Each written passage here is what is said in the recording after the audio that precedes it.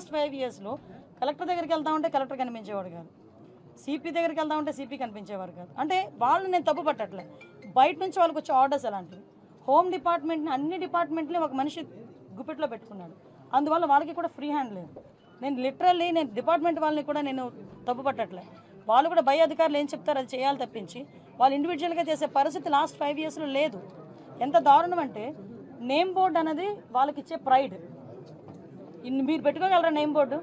నేను పెట్టుకోగలనా name board గుండెల మీద? అది ఓన్లీ పోలీస్ డిపార్ట్మెంట్కి ఒకరికే సాధ్యం. ఐపీఎస్ లేకపోతే ఏఎస్పీఓ, డిఎస్పీఓ, ఏసీపీఓ, డీసీపీఓ, వాట్ ఎవర్ ఇట్ మేబీ, ఆ భుజాల గుండెల మీద నేమ్ బోర్డు పెట్టుకొని ధైర్యంగా పనిచేసే రోజు పోలీసులకి రావాలని కోరుకుంటున్నాను.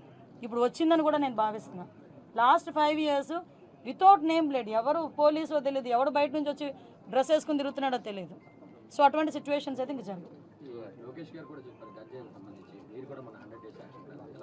100 డేస్ యాక్షన్ ప్లాన్ ఇప్పుడే డీజీ గారు నాకు తీసుకొచ్చి ఇచ్చారు. ఒకసారి దీని మీద నేను కూడా చదివి ఒకసారి ఇంకా ఏదైనా మాట్లాడాలనుకుంటే కనుక నేను పై ఆఫీషియల్స్తోని, అదేవిధంగా దీనికి రిలేటెడ్గా డ్రగ్స్ రిలేటెడ్గా ఉన్న శాఖలు చాలా ఉన్నాయి. ఇప్పుడు ఫర్ ఎగ్జాంపుల్ డీఅడిక్షన్ సెంటర్స్ ఉంటాయి, డిపార్ట్మెంట్ ఆఫ్ హెల్త్, అదేవిధంగా మనకి ఫారెస్ట్ డిపార్ట్మెంట్తో మాట్లాడాలి, ఎక్సైజ్ డిపార్ట్మెంట్ వాళ్ళతో మాట్లాడాలి. ఇలాంటి అన్ని డిపార్ట్మెంట్స్తోని కూడా ఒకసారి మాట్లాడి కూలంకషంగా ఉండి ఒకటైతే క్లియర్, ఈ 100 డేస్ ప్లాన్లో కంపల్సరీగా గంజాయి డ్రగ్స్ రవాణా అన్నది మ్యాక్సిమం తగ్గిస్తాం. దాని మీద మేమందరం కూడా వర్కౌట్ చేస్తాం. లాస్ట్ గవర్నమెంట్లో చంద్రబాబు గారి మీద, తర్వాత చాలా మంది టీడీపీ లీడర్ల మీద కేసులు పెట్టారు, సిఐడికి అంటే సిట్ అంటే. వాటి మీద మళ్ళీ మీరు రివ్యూ చేస్తారా? వాటి మీద కేసులు ఎత్తేస్తారా? ఎందుకు కేసులు ఎత్తాలి? దేనికి కేసులు ఎత్తాలి? ఈరోజు తెలుగుదేశం పార్టీ ఆఫీస్ మీద దాడి జరిగింది. ఈరోజు ఆ దాడి జరిగిన ఇష్యూ గురించి ఎంతవరకు వచ్చింది ఏంటన్నది మేము కూడా తెలుసుకోవాలి. చాలామంది చంద్రయాన్ పేక్ కోసి చంపారు, ఇంకా చాలామంది విషయాలు చాలా అన్యాయాలు జరిగినాయి. అలాగని తెలుగుదేశం పార్టీ వాళ్ళ మీద కాదండి, మామూలు నార్మల్ పబ్లిక్ మీద కూడా అక్రమంగా కేసులు బనాయించిన వాళ్ళు చాలామంది ఉన్నారు, బాధితులు చాలామంది ఉన్నారు.